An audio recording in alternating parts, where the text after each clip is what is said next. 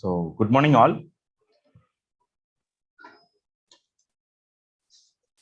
With the permission of the director, sir, can we start the session? Yeah, please start the session. Yeah, okay. Thank you, sir. Dr. Pratisha, Yeah. over to you. Good morning, everyone. A warm welcome to one and all present here.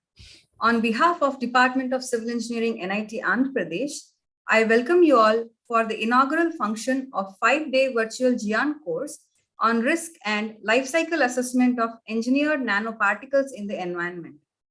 This is the second program by the Department of Civil Engineering and the third of its kind within the institute level. Global initiatives of academic network in higher education is aimed to tap the talent pool of international scientists to encourage the interaction of the higher educational institutes in India.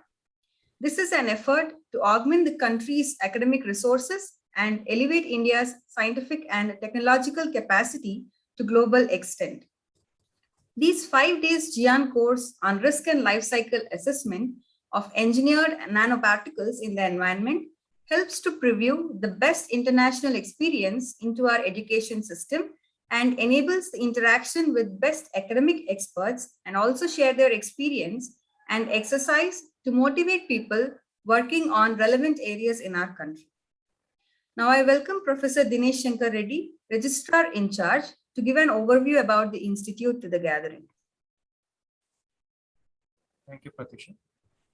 Respected Director, NIT Andhra Pradesh, Professor C.S. Pira. Head of the Department, Civil Engineering, Dr. Bharanidharan. Other faculty members of the department, Professor Brajesh Dubey, and all other participants. Very good morning to all of you. At the outset, I welcome you all for this GIAN course being conducted by the Department of Civil Engineering for the next 5 days. Very briefly, for the new participants who have joined, I'll give the brief journey of NIT Andhra Pradesh. So NIT Andhra Pradesh was started in the year 2015 as the 31st NIT, and it is the youngest NIT of all the NIT started by Central Government of India in India. So it was started with an intake of 480 undergraduate students, and at current, the intake was enhanced to 750 with the addition of supernumerary as well as academically weaker section quota into the fold.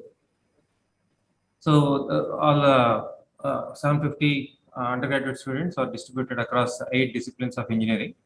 Also, the institute is having two more departments. One is the School of Sciences, the other one is School of Humanities and Management. Until 2018, the institute was functioning in 2 transitory campuses, as well as the students are also placed across various locations in and around Tadepalligudem. Once Professor C.S. Pira took over the charge as the founder director of NIT Andhra Pradesh in the month of March 2018, immediately the honors was shifted to the construction of permanent campus, and in a record span of 10 months time, 52,000 square meters of area got constructed. And in another 14 months of time, 50,000 meters of additional area was also added into the fold of NIT Andhra Pradesh. With this, we have all the required facilities that are required by all the stakeholders of the institute, especially for the students. So currently we have 3 workshops and 2 laboratory complexes to house nearly 40 laboratories, and 2 academic complexes, maybe boys hostel, girls hostel, and to name one administrative block, and central library. And even now the central library is well equipped with all the international journals to be accessed by the PhD, UG and PG students. So Institute is having 47 regular faculty members on rolls, who are well supported by nearly 80 ad hoc faculty members. Though the number of regular faculty members is less, but the contribution that is being lent by these faculty members is enormous. During the past 2 years, the faculty members have contributed nearly 180 articles in SIR Scopus Index journals. As well, the faculty members were successful in getting nearly 26 research projects from various funding agencies worth of nearly 5.6 crores. As well, the institute has spent nearly 23 MOUs with various prestigious organizations like IIT Kanpur, IIT Hyderabad, IIT Madras, NIT Surathkal, National Highway Authority of India, likewise many other private institutions also. So also we have nearly 16 patents were filed by the faculty members. And during the pandemic, nearly 230 webinars were being conducted by the faculty members, which is also a record of sort. So, and this is the third GIAN program being hosted by the NIT Andhra Pradesh.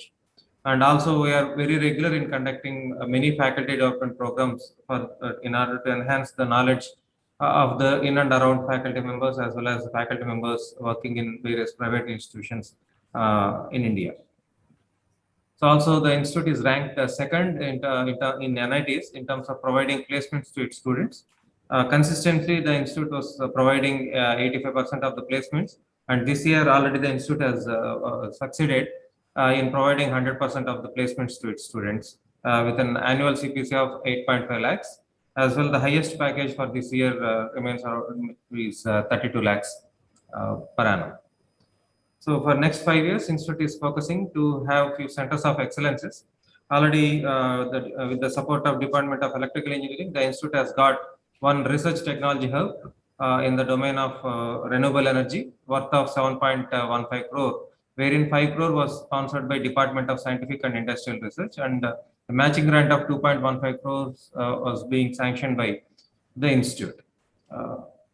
So maybe next 5 years, Institute is more focusing to have cutting edge research by procuring state of the art facilities and want to compete with top NITs in India. So I thank the organizers for giving me this opportunity.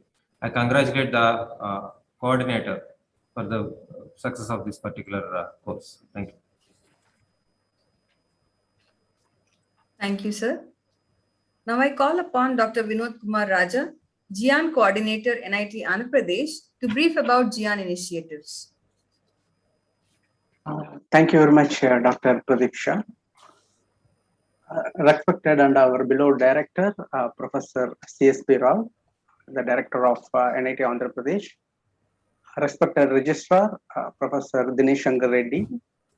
Respected international experts, Professor Luke Pokhrel, who joined with us from East Carolina University, USA, and Professor Rajesh Kumar Dubey from IIT Kharagpur. Respected deans, heads of the departments, faculty members, and dear participants, I wish you all a very good morning. As Dr. Pradisha correctly said, this GIAN program was proposed to gather the international experts in academics and industry to work on Indian-based research problems. So this was the motivation of initiating GIAN program. And here I would like to provide some statistics to you. As per Ministry of Education report 2020, India has over 1,000 universities, including central universities, state universities, private institutions, and private deemed institutions, and institutes of national importance, including NITs, IITs, ISRs, IIITs, AIIMS, and among others. In addition to these academic organizations, India has over 52,000 of colleges, like government degree colleges, private degree colleges, postgraduate research institutions, and many colleges, which all are functioning under various central and state universities. The main thing is that, however, participate in the GIAN program, only 200 institutions are eligible from this country. So those 200 institutions should have NAC or NIRF ranking, which determines the institute quality in terms of education, research, infrastructure, teaching and learning, and placements. So as presented by our registrar, we are the youngest NIT in this country among 31 NITs, and we couldn't participate in GIAN scheme in the calls first and second. And phase 3 in 2019, our director has advised to make a request to the GIAN office by mentioning the potential of our institute as well as the faculty members to participate in the GIAN scheme. And after several communications, finally the GIAN office located at IIT Kharagpur, they admitted us to as one of the participating institutions in the GIAN program. So immediately in 2019 September, the GIAN cell was established, and the cell was called the proposal from the faculty members of our institution. And initially the proposals were scrutinized to meet the requirements of GIAN scheme and submitted to the GIAN office located at IIT Kharagpur. And we are very much happy to say that we submitted 9 proposals. Among 9, 7 got accepted by the GIAN office located at IIT Kharagpur after several committees, expert committees evaluation. So, like, we're proud to say that the acceptance rate of the GIAN proposal from NIT Andhra Pradesh is about 80%. And we successfully conducted first 2 courses in this year in January by Computer Science and Engineering Department, and in the February 2022 by Civil Engineering Department by Dr. Bharanidharan.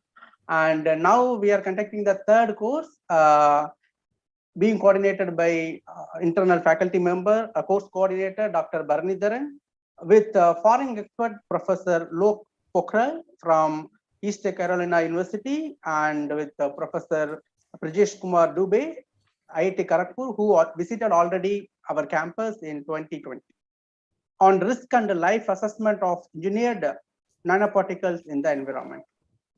So here, the GIAN office is very limiting the proposals to get accepted, since there are rigorous evaluation process are involving in the GIAN program, and it's also limiting, also including the funding. So it is clearly evident that this course was identified as the one of the excellent and potential candidate to be conducted for the benefit of participants, especially the students at India. And I wish you all the best to the course coordinator, Dr. Bharanidharan, to successful conduction of this course, and GIAN cell at this institute always extend its support. Thank you very much. Thank you, Dr. Vinod. Now I call upon Dr. Bharanidharan S., course coordinator and head of the department, to introduce the experts to the audience. Thank you, Dr. Pratyusha, Dr. Dinesh Shankar Reddy, the registrar in charge, and Dr. Vinod Kumar, the Institute GIAN coordinator, for briefing about the Institute as well as the GIAN initiative. Now I take this opportunity to introduce about the national and international experts. First, I will introduce about Professor Prajesh Kumar Dubey, who is presently working as an associate professor, Environmental Engineering and Management Division, the Director of Sustainable Engineering and Circular Economic Research Laboratory in Department of Civil Engineering at Indian Institute of Technology, Kharagpur. Dr. Dubey received his PhD in Environmental Engineering from University of Florida, USA. He received Outstanding International Student Award from the University of Florida during his PhD program. He has received his BTech Honors in Civil Engineering from IIT Kharagpur, India. Dr. Dubey has over 16 years of his post-PhD experience in research, teaching, and consultancy services within the broad fields of environmental, sustainable, resilient engineering, and circular economic approaches, addressing the nexus among sustainability, resilience, infrastructure, waste, energy, and the environment.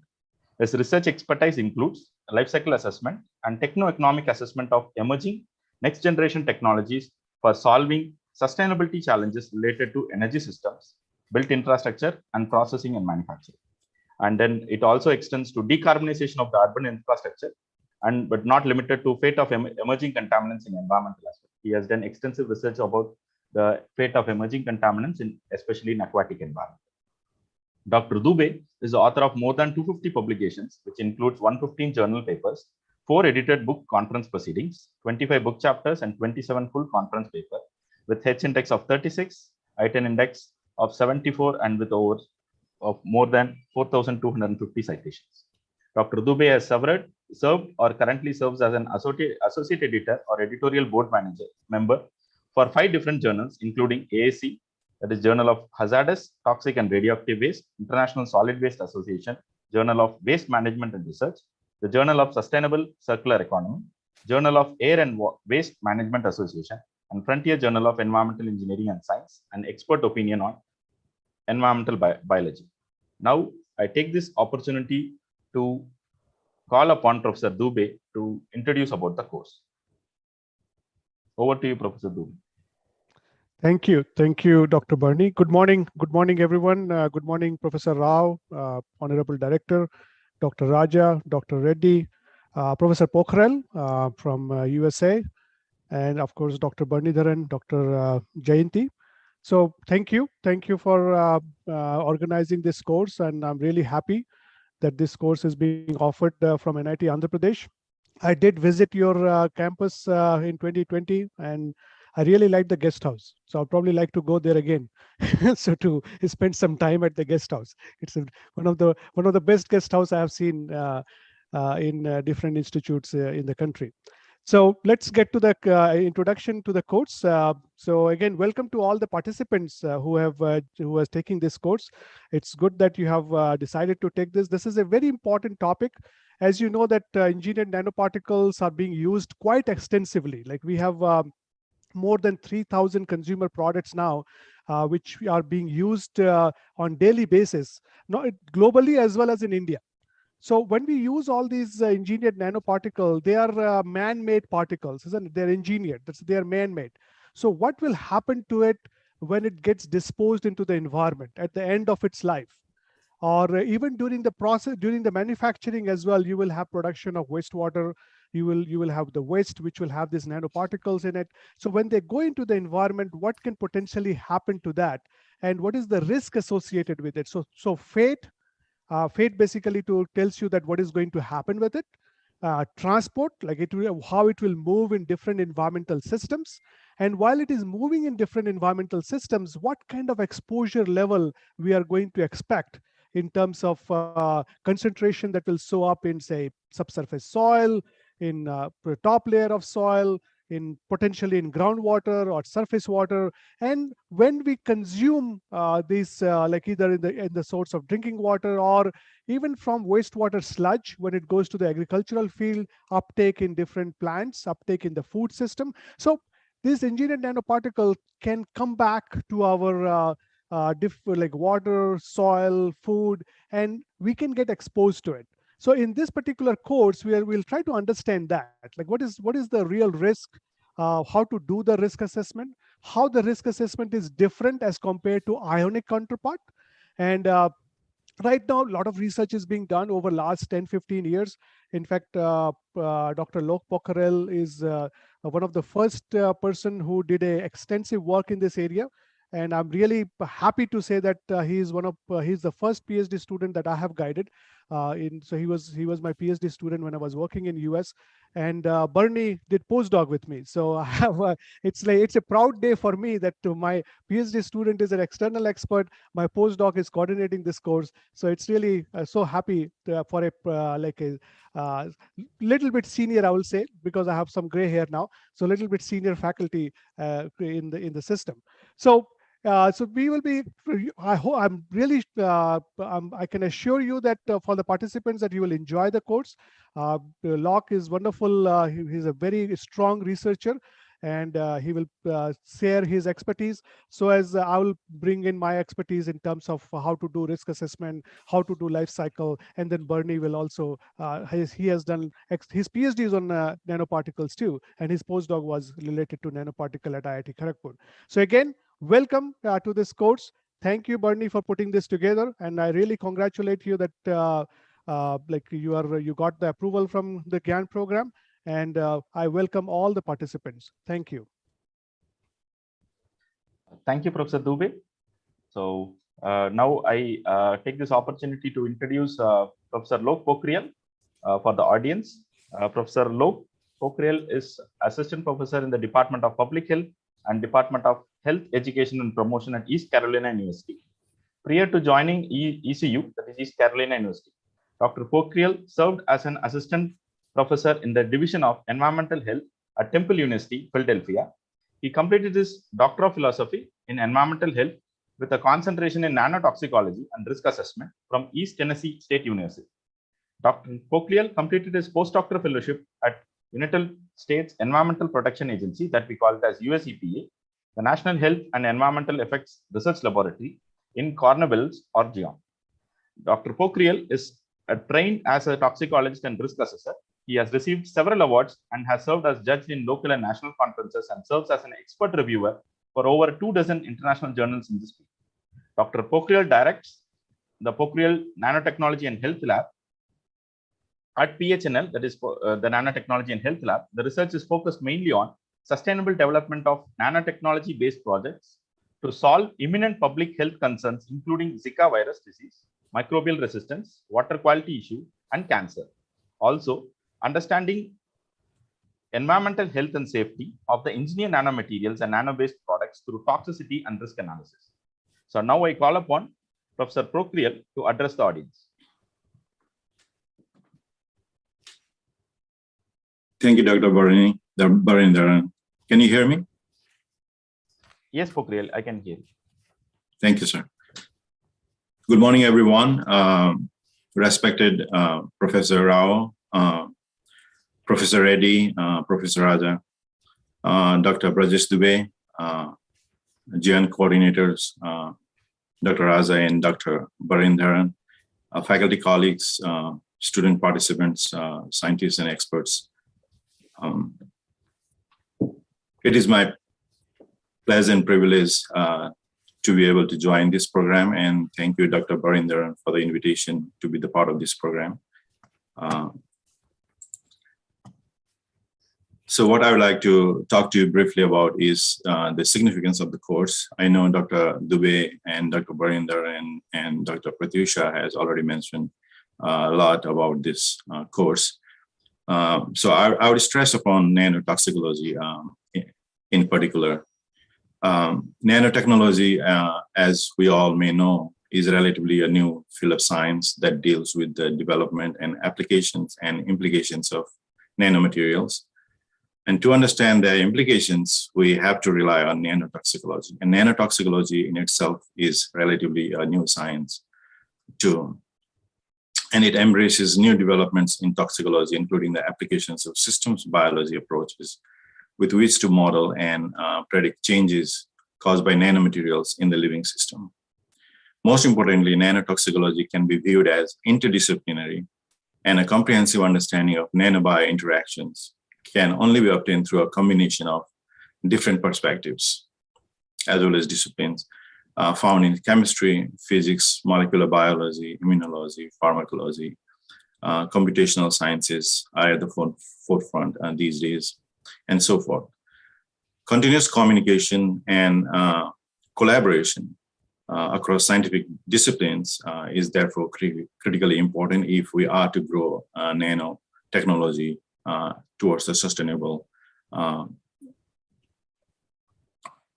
goals. So to this end, this course is very relevant and timely as it inculcates fundamental understanding of the importance of nanomaterial characterization and their environmental stability, their fate, as Dr. Dubey mentioned earlier, toxicity, and risk assessment, taking a life cycle approach. We must also acknowledge that the future of nanotoxicology lies in the hands of nano researchers, expert scientists, and more importantly, our next generation of students. Therefore, training the next generation of nanoscientists, toxicologists, and risk assessors to ensure that they are well equipped in dealing with materials of these ever-increasing sophistications, such as engineered nanomaterials, is of great importance.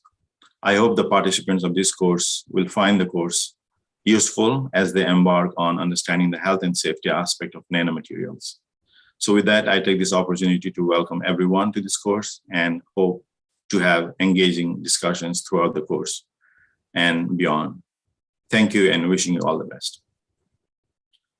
Over to you, Dr. Barindaran. Yeah, thank you, Professor Lok.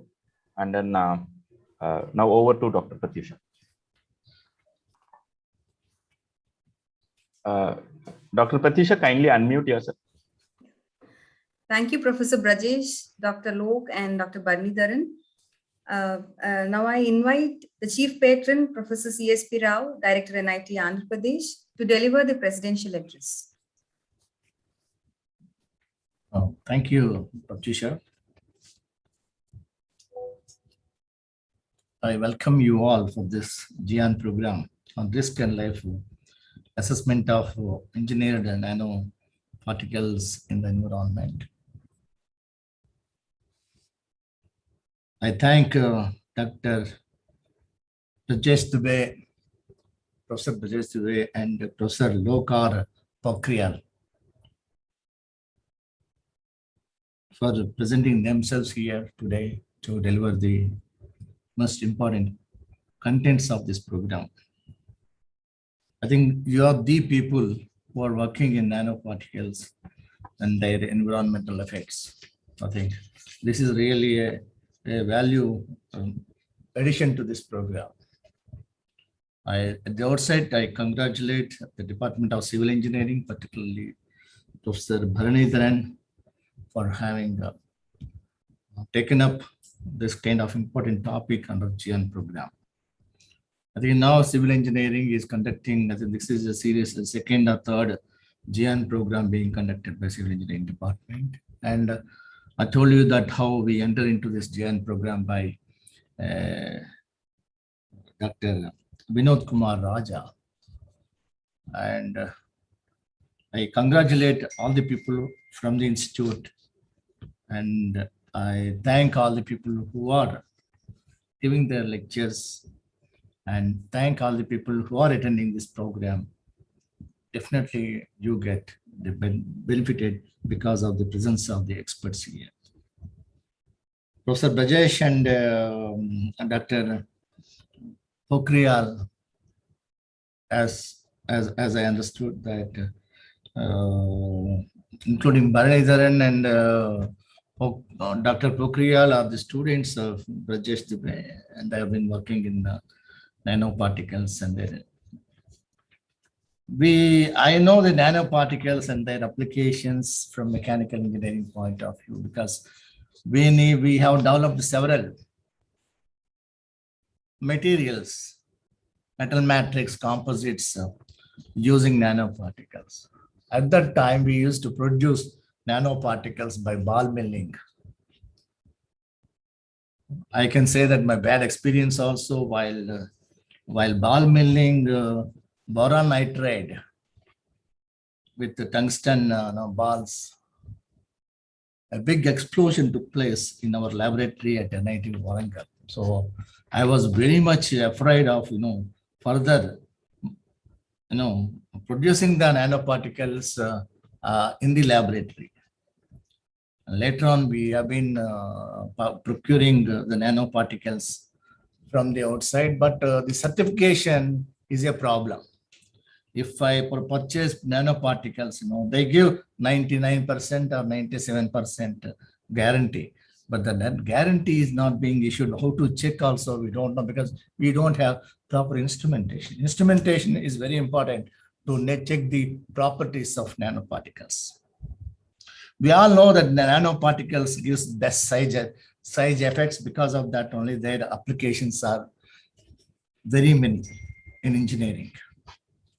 Whether it is semiconductor industry, or whether it is mechanical engineering or civil engineering, anywhere, nanoparticles applications are many. But at the same time, there are certain disadvantages with these nanoparticles. Maybe engineered nanoparticles are naturally available nanoparticles. We all know that in villages, the women used to burn wood as a fuel for preparing food, and a lot of smoke is coming. Lots of smoke and lot of particles do exit from that process. They inhale that. Thereby, the woman health is gradually reducing. It is nothing but we can assume that some carbon nanoparticles from the fumes, being absorbed and were substrated on the liver of the human beings being operated there. and it is getting affected. I also know that the size of the nanoparticles is less than the pores that are available on our skins. Hence, any nano powder spreads on our skin will gradually being absorbed into the skin and thereby producing all their side effects. Nanoparticles occurs naturally in the environment in large volumes. For example, sea emits aerosol of salt that ends up floating around the atmosphere in a range of sizes, different size of particles, from few nanometers upwards. Smoke from volcanoes, fire contains a huge variety of nanoparticles. Any fire contains huge variety of nanoparticles, many of which could be classified as dangerous to human health. Dust from desert, fields, and so on also has a range of sizes and types of nanoparticles, and even trees emit nanoparticles of hydrocarbon compounds, such as terpenes. And human-made nanoparticles, what we all know talking about, anthropogenic nanoparticles are emitted by large in industrial processes. And in modern life, it is particles from power stations and from jet aircrafts and other vehicles that constitute major fraction of nanoparticle emissions. Types of nanoparticles that are emitted include partially burned hydrocarbons, ceria, and metallic dust. The dust emits from braking lines. Everywhere, lot of, wherever the tribological action is there, there is a chance for production of nanoparticles that still exist in the air, and when we inhale it, it causes damage to our lungs. This is the main reason, because they do deposit on the lungs and occupy the space between the cells and damage the human body. This is a typical pollution, nanoparticle pollution. This is and sometimes that is, we have to be very careful, since we are all bearing it up, because they're all within the limited range.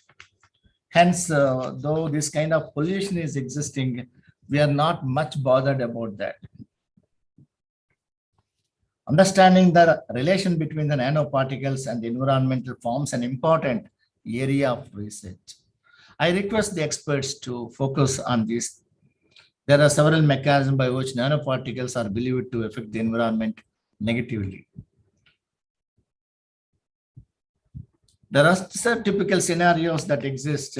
Could be the mobility and sorptive capacity of nanoparticles make them potent vectors in the transport of chemical pollutants, particularly rivers and lakes. Second one is, some nanoparticles are able to reduce functioning of naturally occurring microbial communities as well as microbial communities that are employed in industrial processes.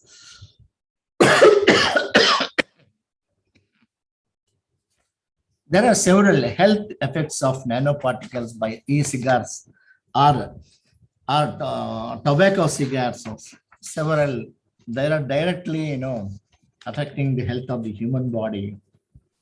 Hence, we must have to have a proper education on these things, and the people, particularly the people in rural areas and urban areas, must be made aware of the adverse effects of nanoparticles, to engineer nanoparticles, because they immediately deteriorate the lifespan.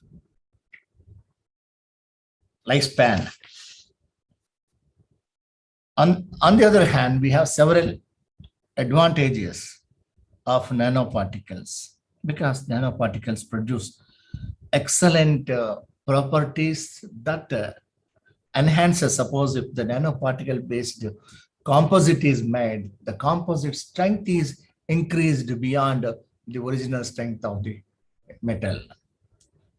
And there are several applications, nano lubricants. Okay, several advantages are there, and nanotechnology has become a very attractive field for researchers. And I hope the experts, I cannot talk much because I am a layman, as I belong to mechanical engineering, and I have not much worked with nano technology, except I have guided 2-3 PhDs in nano composites. I don't have much knowledge, like their environmental effects and other things of the ENMs, engineering nanomaterials. I think experts are there. Professor Dubey, Professor Prokhyal, and Professor Bharanidharan would bring enlightenment to this course. And I am very happy that in this GIAN program, all the participants will get benefited with the rich knowledge of the experts available here. I thank all the experts. I thank all the participants. I thank my registrar. I thank Vinod Kumar Raja. I thank the Civil Engineering Department faculty, and I wish all the best to you. Thank you. Thank you very much. Thank you, sir. Thank you, sir. Yeah. Thank you for your welcome address. And then I also take this opportunity once again to thank Professor Dubey and Professor Lok for accommodating to the Indian time for the participants' welfare. So because they are outside India and then they are at the midnight, early hours of the day. So I take this opportunity for both of you, Professor Dubey and Lok, for joining into the inaugural session. And then with the permission of our director, sir, we can conclude the session and then we shall start the session. Please. Thank you. Yeah, thank you. Thanks a lot. Yeah. Thank you. Thank you, one and all present here. And then we can now move on to the first session of the day, which starts at 11:15 IST. Thank you, Dubey, sir, and Lok Pokhriyal. Thank you, Vinod Kumar, Dr. Dinesh Shankar Reddy, Dr. Pratyushan, and then all the participants who have gathered for the inaugural session. Thank you all. So see you at the first session of the day.